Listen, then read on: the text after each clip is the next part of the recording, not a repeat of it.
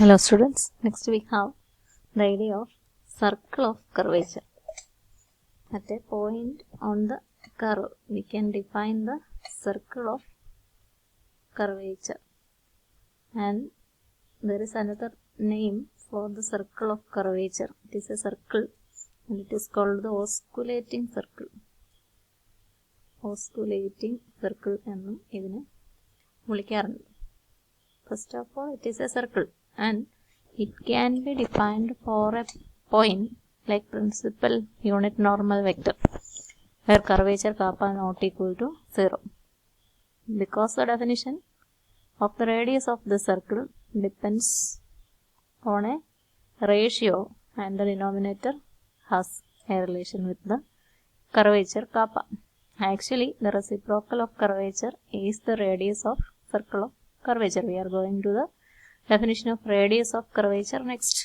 First of all, we have to define circle of curvature. Circle of curvature or osculating circle at a point P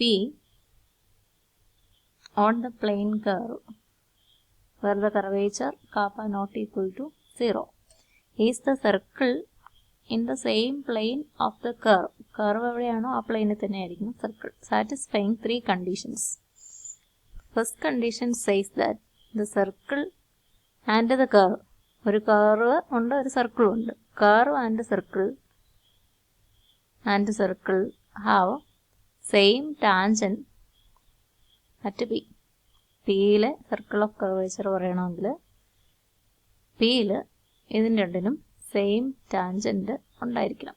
സർക്കിളിനും നമ്മൾ പറയാൻ പോകുന്ന സർക്കിളിനും തന്നിരിക്കുന്ന കർവിന്. Second one is that these both curve and circle have same curvature. ആ പോയിന്റിൽ curvature എന്ന് പറഞ്ഞാൽ വളവ്, കർവിൻ്റെയും ആ സർക്കിളിൻ്റെയും വളവ് ഈ പേയിൽ സെയിം ആയിരിക്കും. ദെൻ ഇങ്ങനെ ഒന്നിൽ കൂടുതൽ സർക്കിൾസ് ഉണ്ടാവാം. But the third condition ensures that circle of curvature is unique. Third condition is that this circle lies towards the concave or inner side of the curve. Circle lies in concave, convex concave എന്നുള്ള concept നിങ്ങൾക്ക് അറിയാം. അല്ലെങ്കിൽ അത് അറിയത്തില്ലെങ്കിൽ inner side of the curve. Inner side of the given curve.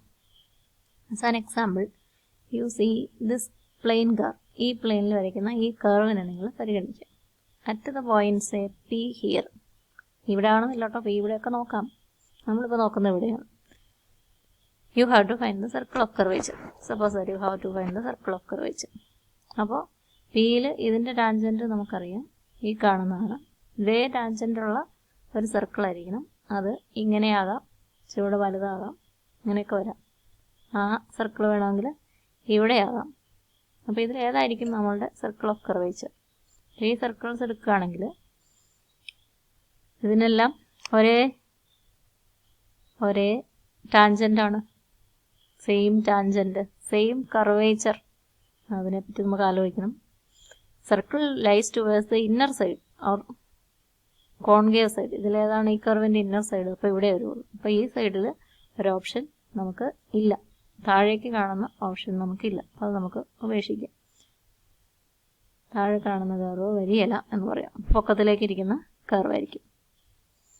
അപ്പോൾ ഈ മൂന്ന് കണ്ടീഷൻസും satisfy ചെയ്യുന്ന curve ഏകദേശം ഇതിനകത്ത് ഇങ്ങനെ ഇരിക്കും എന്ന് നമുക്ക് പറയാം. സെയിം വളവായിരിക്കണം, സെയിം ടാൻജൻ്റ് ആയിരിക്കണം പിയിൽ, and circle lies towards the inner side. ഒത്തിരി എണ്ണം ഉണ്ടെന്ന് തോന്നുന്നു, ഒത്തിരി ഒന്നുമില്ല. നമ്മൾ ഈ സർക്കിളിൻ്റെ റേഡിയസ് ഡിഫൈൻ ചെയ്യാൻ പോവുകയാണ് തൊട്ടടുത്തായിട്ട്. അപ്പോൾ അങ്ങനെ ഒരു സർക്കിൾ മാത്രമേ ഉള്ളൂ.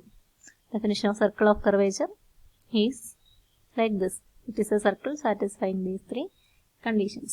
Now, the radius of circle of curvature is called the radius of curvature. ഈ circle of curvatureൻ്റെ റേഡിയസിനെ നമ്മൾ radius of curvature എന്ന് ഡിഫൈൻ ചെയ്യും. And we can find the radius of curvature by the equation at the point P. By the equation, radius of curvature is denoted by rho and it is 1 by kappa. Pയിലെ കാപ്പായ്ക്ക് ഒരു expression ആയിരിക്കും. ഈ പോയിന്റിലെ കാപ്പയുടെ value ഈ curve ഉപയോഗിച്ച് കണ്ടുപിടിക്കുക. ആ പോയിന്റിലെ radius of curvature 1 KAAPA, അതേ പോയിന്റിലെ 1 കാപ്പ എടുത്താൽ കിട്ടും എന്നാണ് പറയുക.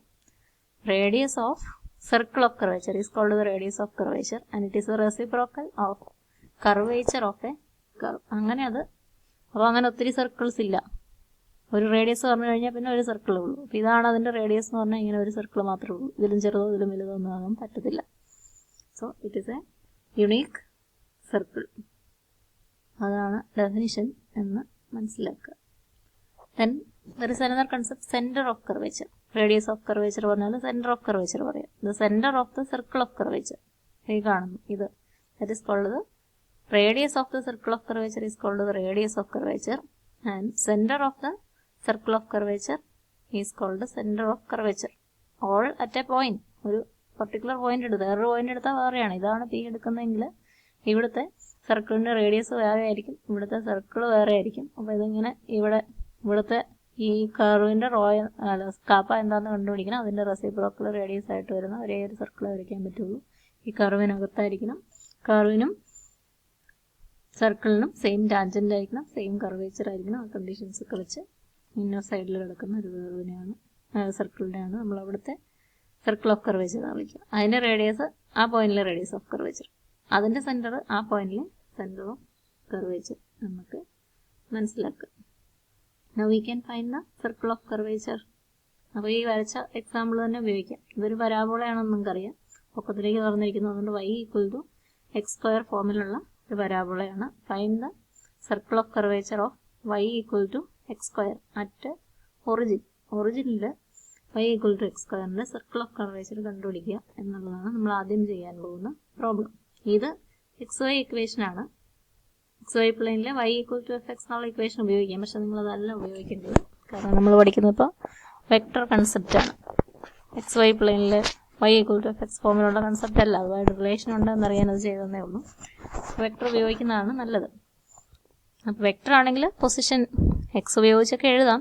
നമ്മൾ x കോർഡിനേറ്റും y കോർഡിനേറ്റും in terms of the parameter t എഴുതുന്ന ഒരു രീതിയാണ് നമുക്കുള്ളത്. So we substitute x = t and y = x² means y = t². The position r of t of any point on the parabola y = x² can be written as xi plus yj or ti plus t²j. That is a vector representation of a point of the same parabola, or the parabola is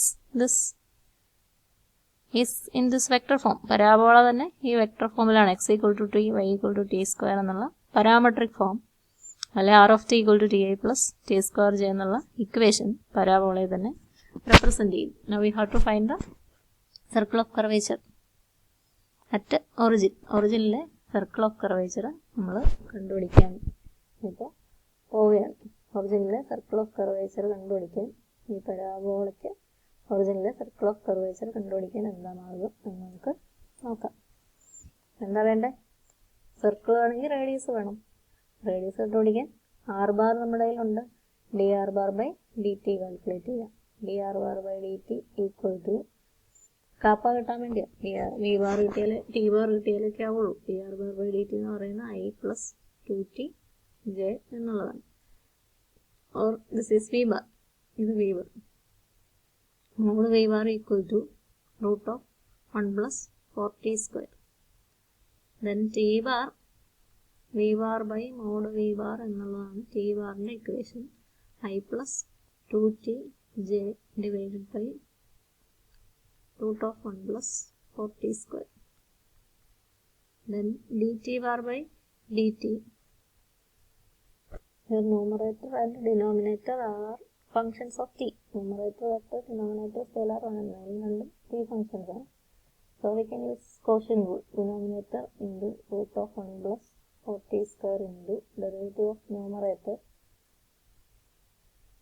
2j minus numerator i plus 2tj into derivative of denominator 1 by √1 plus 4t². 4t² derivative 8t കൊണ്ട് നമ്മൾ multiply ചെയ്യുന്നു. divided by denominator square 1 plus 4t square. ഇതാണ് dt bar by dt. ഇനി നമുക്ക് വേണ്ടത് radius of curvature rho at origin ആണ്. അപ്പോൾ KAAPA at origin ആണ് നമുക്ക് വേണ്ടത്. കാപ്പ അറ്റ് 0 0. കാപ്പ എന്ന് പറയുന്നത് dt bar by dt യുടെ modulus divided by mod v bar ആണ്. അത് ടിയുടെ ടേംസിൽ കിട്ടുക അറ്റ് 0 0 x0 y0 അതെന്താണെന്നാണ് അറിയേണ്ടത്. അപ്പോൾ അത് ജനറൽ ഇക്വേഷൻ അറിയേണ്ട ആവശ്യം നമുക്കില്ല. അപ്പോൾ dt bar by dt at origin 0 0 എന്ന് എഴുതുന്നെങ്കിലും എക്സും വൈയും അല്ല നമുക്ക് ആവശ്യം. x0 y0 x equal to t, so t equal to 0. നമ്മുടെ t equal to 0 ആണ്. t 0 ആണെങ്കിൽ ഇത് √1 into 2j, that is 2j minus i plus 2tj. ഇവിടെ t equal to 0 ആണെങ്കിൽ ആ കമ്പോണന്റിന് പ്രാധാന്യമില്ല. ഡിനോമിനേറ്ററിൽ t 0 ഡിവൈഡഡ് ബൈ 1 എന്നേ ഉള്ളൂ. 2j മാത്രമേ ഉള്ളൂ dt bar by dt.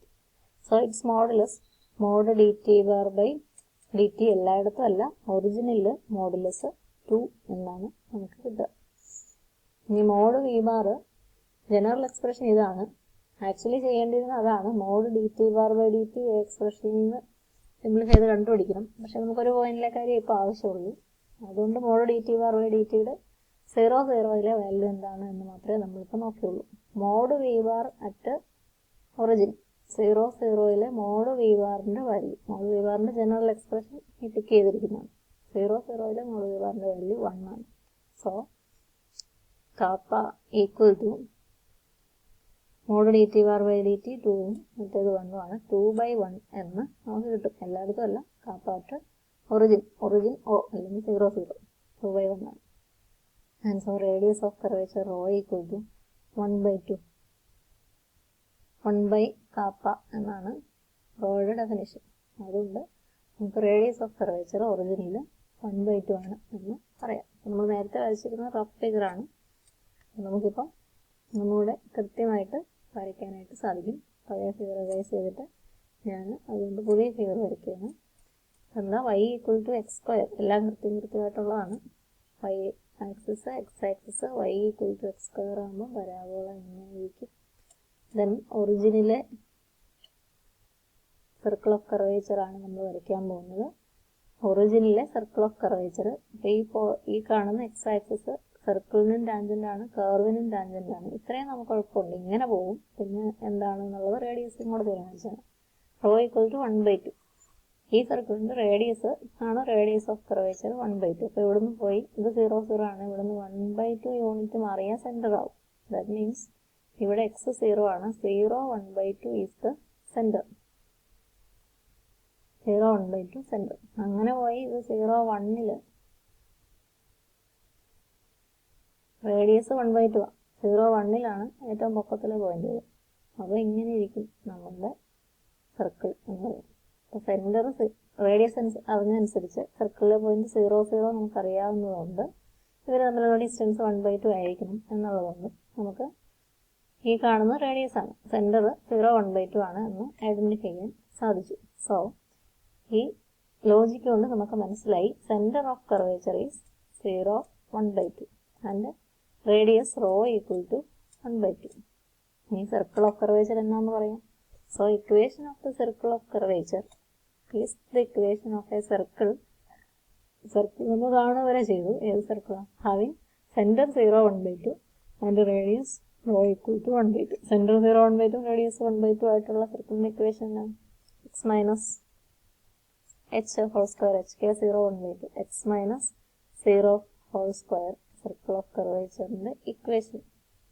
Circle of curvature എല്ലായിടത്തും അല്ല, at origin to the parabola y equal to x square is x minus 0 whole square plus y minus 1/2 whole square equal to radius rho square 1/2 whole square. അങ്ങനെ നമുക്ക് simplify ഒക്കെ ചെയ്യാം. x square plus y minus 1/2 whole square equal to 1/4 എന്നാണെങ്കിൽ എഴുതാം.